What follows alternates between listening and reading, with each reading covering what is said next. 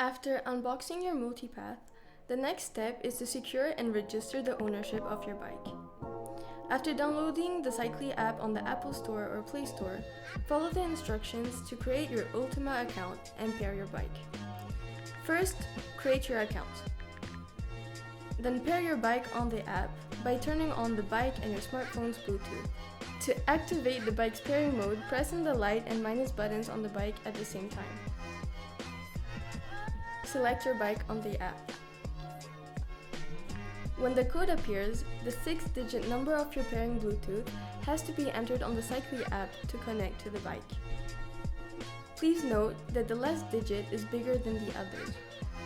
Once connected, go to the Owner Declaration tab. The system will ask for a PUC code that is found on your Ultima invoice. Once the owner is registered, return to the tab and set up the unlock code of your choice, with the 5 lock keys provided for this purpose.